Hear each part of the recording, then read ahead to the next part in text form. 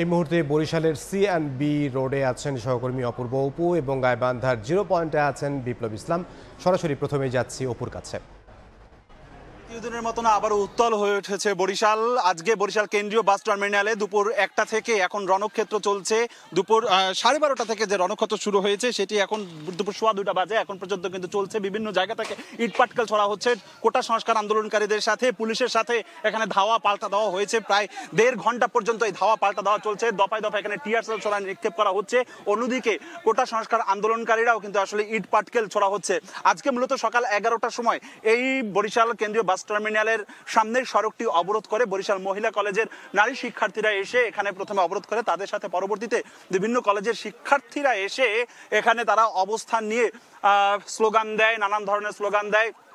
এবং তারপর যেটি 12:30টার সময় হাতেমারি কলেজের এলাকায় সি&বি রোড এলাকায় সেখানে আসলে গাড়ি ভাঙচুর করা হয়েছে অভিযোগ জানিয়ে পুলিশ সেখানে যারা সেই স্পটে যারা অবস্থান নিয়েছিল তাদেরকে টিয়ার সেলসে ছুড়ে ছত্রভঙ্গ করে দেয়। এবং ছত্রভঙ্গ করার পর সেই পুলিশের বড় দলটিই কিন্তু আসলে আস্তে আস্তে সি&বি রোড হয়ে কেন্দ্রীয় বাস টার্মিনাল এলাকায় এসে এখানে যারা আন্দোলনকারী ছিল বৈষম্য বিরোধী আন্দোলনকারীদের উপরে চটে যায় এবং এখানে তাদেরকে টিয়ার সেল নিক্ষেপ করে এখান থেকে ছত্রভঙ্গ করে দেয়। এবং ছত্রভঙ্গ করার পর এখনকার সর্বশেষ পরিস্থিতি কিন্তু ঠিক এই মুহূর্তে এই অবস্থা চলছে। গোটা রাস্তায় ইট আর ইট।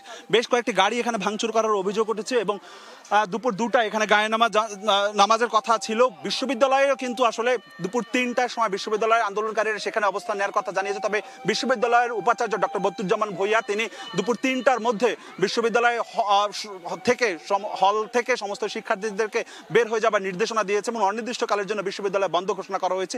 গোটা এই এলাকাটি এই মুহূর্তে আসলে কিন্তু উত্তপ্ত এবং রণক্ষেত্র বলা চলে। বরিশাল থেকে যে উত্তাপের খবর বাজে এই মুহূর্তে হামলা পাল্টা হামলা চলছে সেখান থেকে আমার কাছে সবশেষ এতটুকু খবর ছিল। আমরা যেতে চাই গাইবান্ধায় রয়েছে সহকারী বিপ্লবের কাছ থেকে জানবো গাইবান্ধার খবরাখবর।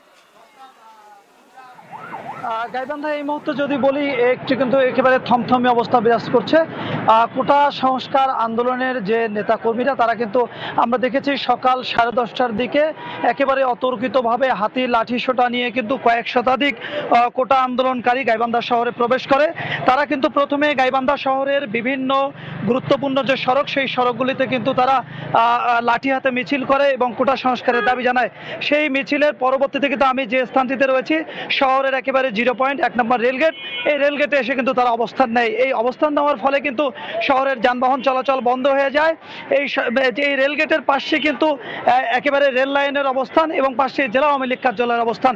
এই জায়গাটিতে তারা অবস্থান নিয়ে কিন্তু বিক্ষোভ মিছিল করতে থাকে এবং রেল লাইনের উপর আগুন দেয়। আগুন দেওয়ার এক পর্যায়ে তারা কিন্তু জেলা আওয়ামী লীগ কার্যালয়ে তারা ইট পাটকেল ছুঁড়ে ভাঙচুর করে। পরে কিন্তু তারা সেই কার্যালয়ের সামনে নেতাকর্মীদের রাখা 11টি গাড়িতে তারা আগুন দেয় এবং জেলা আওয়ামী লীগের সভাপতি এবং জেলা পরিষদের চেয়ারম্যান আবু বকর সিদ্দিক এবং পৌর আওয়ামী লীগের নেতাকর্মী সহ পৌর মেয়র মতলুবুর রহমান কিন্তু আহত হন। পরপরই কিন্তু পুলিশ খবর পেয়ে টিয়ার সেল নিক্ষেপ করে এবং লাঠিচার্জ করে কিন্তু পরিস্থিতি এখন তাদের নিয়ন্ত্রণে নেয়।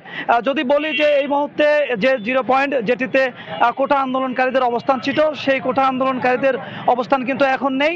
সেই জায়গাটিতে কিন্তু পুলিশ অবস্থান নিয়েছে এবং কোটা আন্দোলনকারীরা কিন্তু এখানে নেই।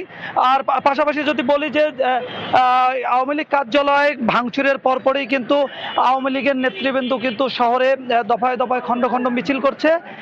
এই মুহূর্তে যদি বলি পরপরে কিন্তু তারা নেতাকর্মীরা বিএমপি অফিসে আগুন দেয় এবং বিএমপি অফিস ভাঙচুর করে। এই মুহূর্তে যদি বলি সার্বিক অবস্থা গাইবান্ধায় থমথমে অবস্থা বিরাজ করছে।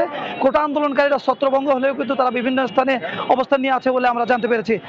এই ছিল গাইবান্ধার কোটা আন্দোলনের সর্বশেষ অবস্থা। বিপ্লব ইসলাম গাইবান্ধা থেকে এবং এর আগে বরিশাল থেকে যোগ দিয়েছিলেন সহকর্মী অপূর্ব অপু।